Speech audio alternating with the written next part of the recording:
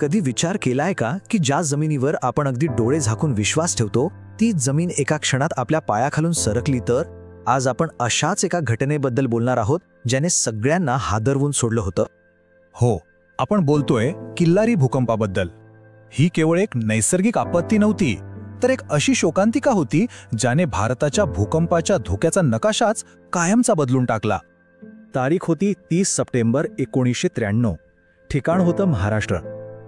एक असा प्रदेश ज्याला भूगर्भशास्त्रज्ञ भूकंपाच्या दृष्टीने अगदी सुरक्षित मानत होते. पण त्या दिवशी सगळ्यांचे अंदाज चुकले आणि तिथे एक शक्तिशाली भूकंप झाला. आता जरा या भूकंपाचे तांत्रिक तपशील बघूया. याची तीव्रता होती 6.2 रिश्टर स्केल, म्हणजे खूपच विनाशकारी. पण त्यापेक्षाही महत्त्वाची गोष्ट होती ती म्हणजे त्याची खोली, फक्त 10 किलोमीटर्स. आता सोप्या भाषेत सांगायचं तर भूकंप जमिनीच्या जितका जवळ होतो ना तितका तो जास्त विध्वंसक असतो, आणि किल्लारीमध्ये नेमकं हेच झालं. आणि या उथळ केंद्रबिंदूमुळे जमिनीवर जो काही विध्वंस झाला त्याची कल्पना करणं ही खूप कठीण आहे. आकडे ऐकले की अंगावर काटा येतो. बघा, एका क्षणात 11,000पेक्षा जास्त लोकांना आपला जीव गमवावा लागला.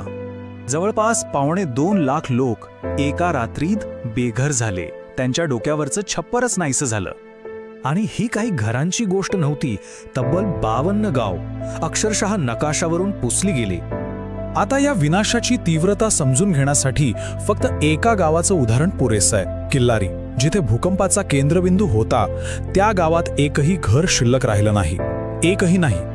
पण या सगळ्या विध्वंसानंतर एक खूप मोठा वैज्ञानिक प्रश्न उभा राहिला. आपण शाळेत काय शिकलो की भूकंप 2 टेक्टॉनिक प्लेट्सच्या सीमेवर होतात. मग भारताच्या मध्यभागी सीमेपासून इतक्या लांब इतका मोठा भूकंप झालाच कसा?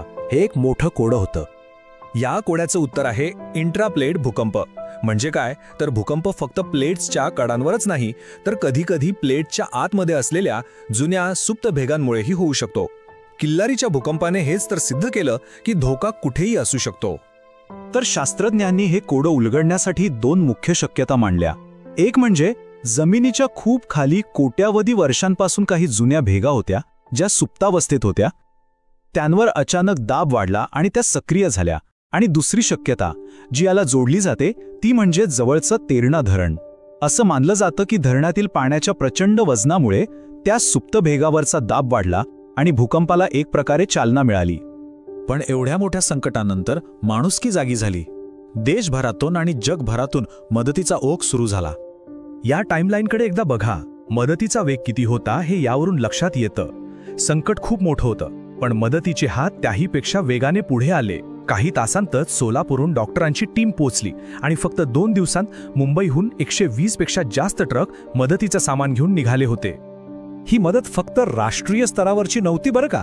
जागतिक बँकेनेही आर्थिक मदत केली. पण सगळ्यात महत्त्वाची आणि हृदयस्पर्शी गोष्ट म्हणजे स्थानिक गावकऱ्यांनी पुनर्वसनासाठी स्वतःच्या जमिनी स्वखुशीने दिल्या. संकटात एकमेकांना आधार देण्याचं हे खूप मोठं उदाहरण होतं. खरं तर किल्लारीची घटना एक मोठी शोकांतिका होतीच, पण त्यातून आपला देश खूप काही शिकला. या एका घटनेने भारताच्या आपत्ती व्यवस्थापनाचा चेहराच बदलून टाकला. हा बदल किती मोठा होता हे या तुलनेतून लगेच स्पष्ट होतं. किल्लारी भूकंपाच्या आधी आपले भूकंपाचे नकाशे आणि बांधकामाचे नियम खूप जुने होते. पण या घटनेनंतर संपूर्ण देशाच्या भूकंपप्रवण क्षेत्रांचं नव्याने वर्गीकरण करण्यात आलं आणि भूकंपरोधक घरं बांधण्यासाठी नवीन कठोर नियम लागू झाले. तर ह्या सगळ्या चर्चेतून आपण काय शिकलो? तर किल्लारी भूकंप हा फक्त विनाश घेऊन आला नाही, तर तो संपूर्ण देशासाठी एक वेकअप कॉल ठरला. एका घटनेने आपत्तीला सामोरं जाण्याची आपली संपूर्ण विचारपद्धती आणि तयारीच बदलून टाकली. आणि शेवटी एक प्रश्न उरतोच. ज्या संकटाची आपण कधी कल्पनाही केलेली नसते, त्यासाठी आपण स्वतःला आणि समाजाला तयार कसं ठेवणार? किल्लारीची कहाणी आपल्याला ह्याच प्रश्नावर विचार करायला भाग पाडते.